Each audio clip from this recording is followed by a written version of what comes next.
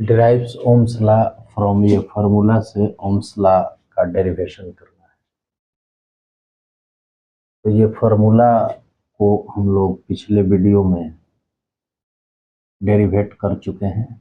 I current होता है, N जो होता है वो इलेक्ट्रॉन डेंसिटी होता है। इलेक्ट्रॉन डेंसिटी का मतलब क्या होता है? Number of electrons per unit volume होता है। और ई इलेक्ट्रॉन का चार्ज है। ए जो है वो जो कंडक्टर होता है, कंडक्टर का क्रॉस सेक्शन एरिया होता है। और वीडी जो होता है वो ड्रिफ्ट वेलोसिटी होता है। एक और फार्मूला हम लोग ड्रिफ्ट वेलोसिटी का जानते हैं, जिसको हम बता भी चुके हैं, वीडी। ठीक है, वीडी का मतलब ड्रिफ्ट वेलोसिटी। तो ई ई टाउ बाई एम एल। ठीक है। अब एक चीज यहाँ पे समझना है कि जो यहाँ पे भी है वो पोटेंशियल है। ई क्या है? इलेक्ट्रॉन का चार्ज है, इलेक्ट्रॉन का मास एम है। एल जो है वो कंडक्टर का लेंथ है, और टाउ जो है वो रिलैक्सेशन टाइम है। तो इसी फार्मूले का यूज इसमें हम लोग करेंगे। तो देखिए, सबसे पहला बात है कि ये लिखा है आई बराबर n e A v d, drift velocity. V d मतलब, ठीक है। तो वी डी का ये मान जो है इसमें हम पुट कर देते हैं। तो जब वी डी का ये मान पुट करेंगे तो एन ई ए, ये आई बराबर है करंट बराबर, वी डी के लिए क्या लिखेंगे? ई भी, यहाँ पे पोटेंशियल है, और ये आपका टाउ हो गया।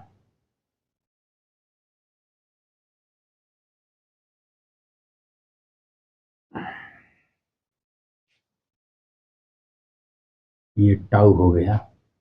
ठीक है।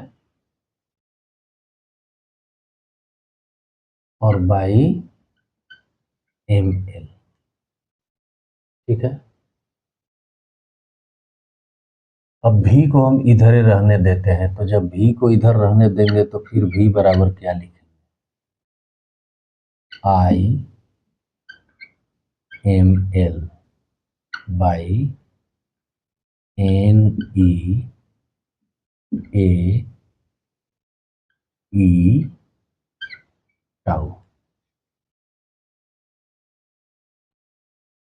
यहाँ तक तो समझने में कोई परेशानी नहीं है।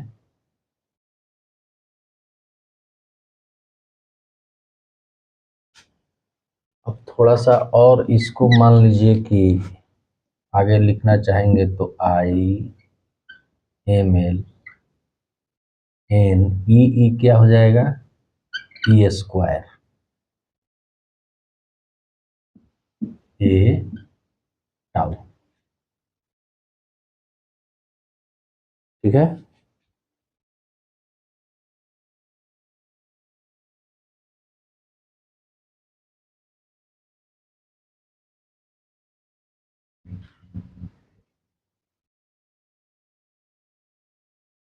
तो इसका मतलब कि अगर देखिए इस पार्ट को हम एज ए कांस्टेंट लेते हैं,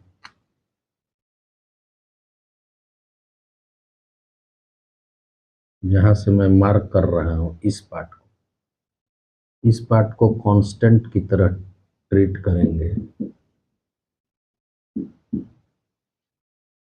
तो कहने का मतलब कि ये जो है रिलैक्सेशन टाइम है, मतलब इसको एज ए टेम्परेचर मानिए। क्योंकि जो इलेक्ट्रॉन के बीच मान लीजिए कि टक्कर होता है, तो टक्कर से टेम्परेचर बढ़ता है। कहने का मतलब कि इसको हम लोग एज ए कांस्टेंट ट्रीट करेंगे कि टेम्परेचर बढ़ना नहीं चाहिए। और ये जो है एक क्रॉस सेक्शनल एरिया है उस कंडक्टर का, वो भी फिक्स रहे, कंडक्टर का लेंथ भी फिक्स रहे, मतलब फिजिकल फिक्स रहे। ठीक है, तो ये एज ए कांस्टेंट की तरह ट्रीट करेगा। तो जब इसको एज ए कांस्टेंट की तरह ट्रीट करेगा तो अगला स्टेप में हम इसको लिख सकते हैं कि भी जो होगा वो प्रोपोर्शनल टू आई हो जाएगा। अब जब इसको बराबर करेंगे तो भी बराबर क्या होता है, आई आर। ठीक है, तो भी बराबर आई और आर के जगह ये, इसका मतलब है कि आर बराबर हम लिख सकते हैं एम एल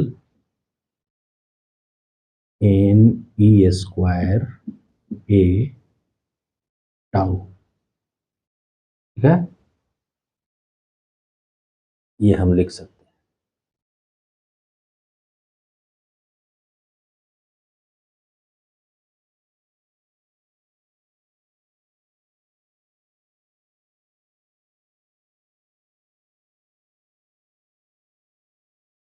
तो ये दरअसल क्या हुआ, यही हुआ रेसिस्टेंस।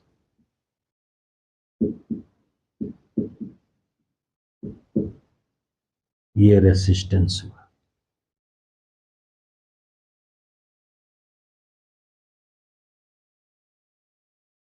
ये हो गया रेसिस्टेंस, और इस तरह से हम लोग को ओम लॉ के टर्म में ये प्राप्त हो गया।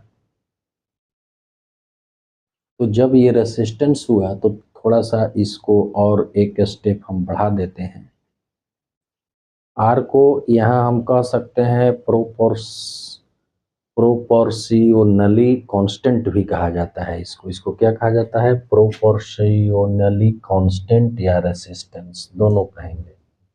ठीक है, अब अगला स्टेप है, मान लीजिए कि अगर आर बराबर जब ये है एम एन ई स्क्वायर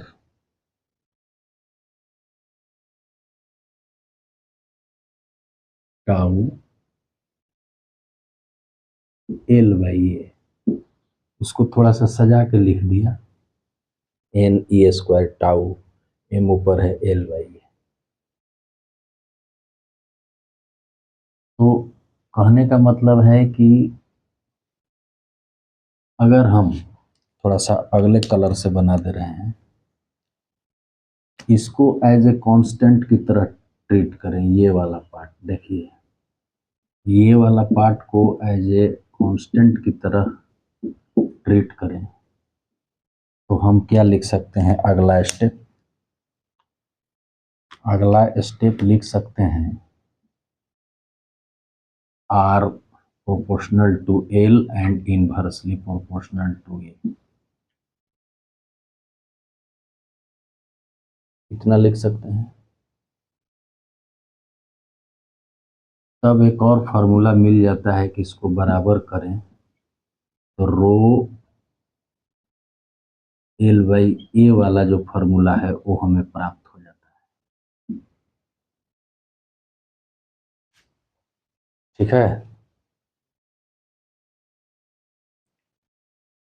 तो कहने का मतलब कि इसमें इसको लीजिए, टाउ को अगर टेम्परेचर कांस्टेंट रखा जाए और वेरिएबल में मान लीजिए कि कंडक्टर का लेंथ बढ़ा दिया जाए या एरिया को बढ़ा दिया जाए या एरिया को घटा दिया जाए या लेंथ को घटा दिया जाए, तो ये इस फॉर्म में आ जाता है।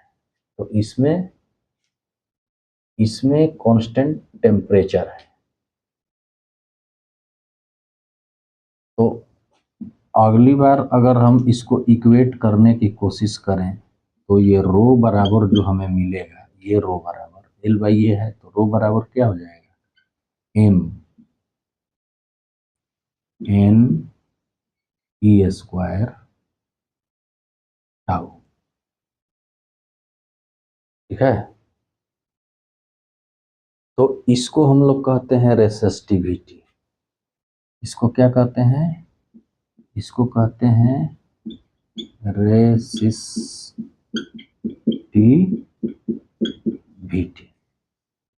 ठीक है। अब ये जो रेसिस्टिविटी है ये केवल डिपेंड करता है किस पे? ये कंडक्टर के मटेरियल पे डिपेंड करता है। इसको कह सकते हैं कि depend upon only material of conductor. ये वाला पार्ट जो है depend upon only material of depends upon only material of conductor. Resistivity आ गया। ठीक है। तो इस तरह से इस फॉर्मूले का यूज करके ये जो relation between electric current and drift velocity से हम लोग ओम लॉ को निकाले, रेसिस्टेंस के फॉर्मूले को निकाले, रेसिस्टिविटी को निकाले। ठीक है। तो आज के वीडियो में बस इतना है। हाँ, यहाँ पे ये ध्यान रखना है एक चीज कि एक फार्मूला हम लिखे थे, उसको ड्रिफ्ट वेलोसिटी वाला फार्मूला जो हम लिखे थे उसको तो मिटाए नहीं है, वीडी वाला।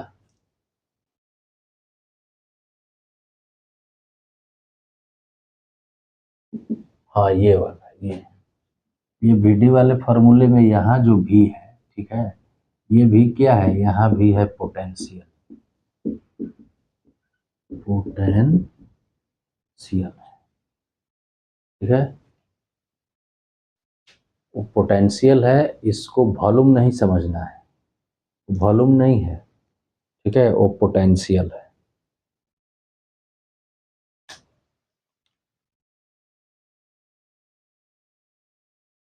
तो आशा करते हैं कि इसको हम लोग अच्छी तरह से समझ लें।